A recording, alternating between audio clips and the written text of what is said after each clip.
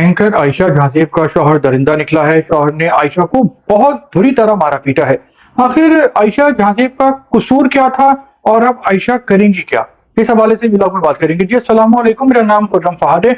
आयशा जहांजेब काफी famous anchor हैं, आजकल समा टीवी के साथ वो काम कर रही हैं और उनका हालिया जो प्रोग्राम है साहिल अदीम और खलील रहमान कमर साहब के साथ, वो बहुत ही वायरल भी हुआ था। जो आयशा के साथ एक बहुत ही अजीबो गरीब दर्दनाक किस्म का वाकया पेश आया है कि उनके शौहर ने उनको मारा है, इतना बुरा मारा है कि उनके चेहरे पे और जिस्म पे नील बन गए हैं और शौहर ने पिस्तौल निकाल के मारा है। आयशा जहांजेब की जान को खतरा है उनके शौहर से।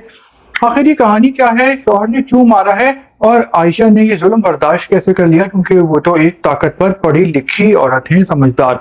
देखिए, जो आयशा जहांजेब की हारिस नाम के आदमी के साथ शादी हुई थी 2015 में, उनकी दो बेटियां भी हैं और हारिस ने पहली बार नहीं मारा है आयशा को, बल्कि 6 महीने में हारिस 4 बार आयशा को मार चुका है और बहुत बुरी तरह मारा है। और इस बार तो उसने हद ही कर दी कि पिस्तौल निकाल लिया और आयशा के चेहरे पे इतने ज्यादा चोटों के निशान हैं, खून है, नील बने हुए हैं और वो शख्स आयशा की जान लेना चाहता था कि घर में चौकीदार था और मुलाजिम थे, मासियां थी।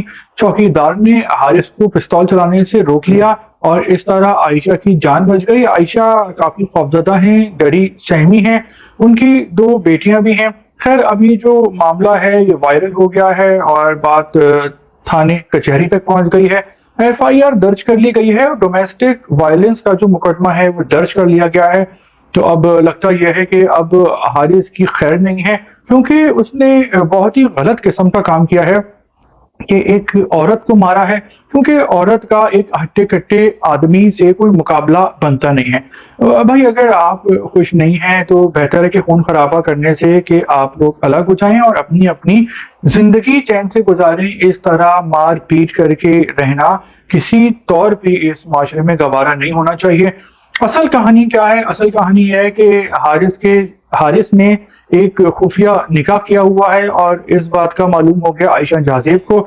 जब उन्होंने इस मामले में हारिस से बात की तो वो हत्थे से उखड़ गया और आयशा को मारना पीटना शुरू कर दिया, ताकि आयशा को प्रेशर डाले, डराए, धमकाए कि आयशा इस हवाले से उससे बात करना बंद कर दे। अब आयशा तो एक पढ़ी लिखी औरत है, प्रोग्राम एंकर हैं और लोगों को सिखाई समझा रही होती हैं, तो आखिर वो इस मामले में खामोश क्यों थी? आखिर वजह क्या थी?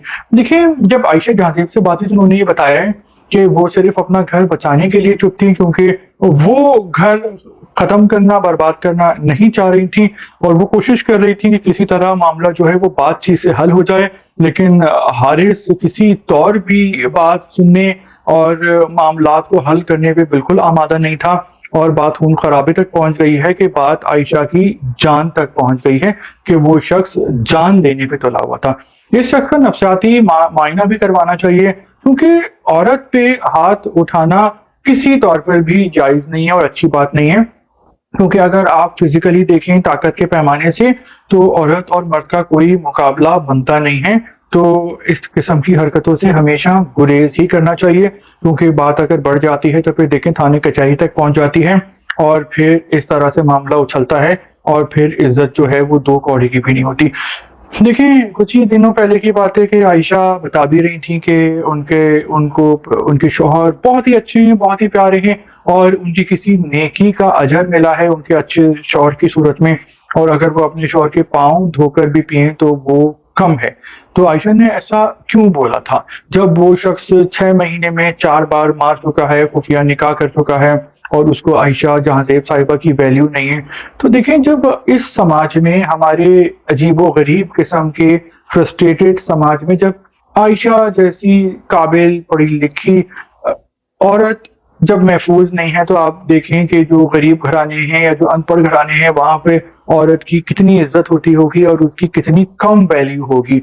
तो आयशा जैसी खातून जब खामोश थी जुल्म के खिलाफ, तो देखें कि हमारे जो अंदरून सिंध, पंजाब, बलूचिस्तान और केपी के इलाके हैं, तो वहाँ तो चीज़ें बाहर भी नहीं आती। जो भी वाकयात होते हैं अक्सर वाकयात दबा दिए जाते हैं, क्योंकि वो पूरा माशरा जो होता है اس میں اکثریت جو ہے وہ اس قسم کے لوگوں کی ہوتی ہے، روشن خیال لوگ بھی ہیں، لبرل لوگ بھی ہیں، لیکن جو اس قسم کے واقعات ہیں وہ باہر بڑی مشکل سے آتے ہیں، کیونکہ جو بھی لوگ کسی کے ساتھ ناانصافی و ظلم کرتے ہیں تو ان کا اس علاقے میں اثر و رسوخ ہوتا ہے۔ تو پاکستان میں بے شمار اچھے لوگ بھی ہیں ہر صوبے میں، اور بہت سارے انتہا پسند لوگ بھی ہیں۔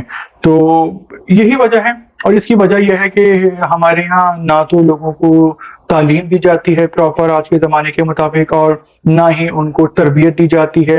ایتھکس اور ایٹیکیٹس جو ہیں، انسانیت اور اخلاقیات نہیں سکھائی جاتی، اور بہت سارے لوگوں کو جو مذہب بھی بتایا جاتا ہے تو اس میں فرقہ پرستی اور انتہا پسندی کے بارے میں فوکس زیادہ کیا جاتا ہے۔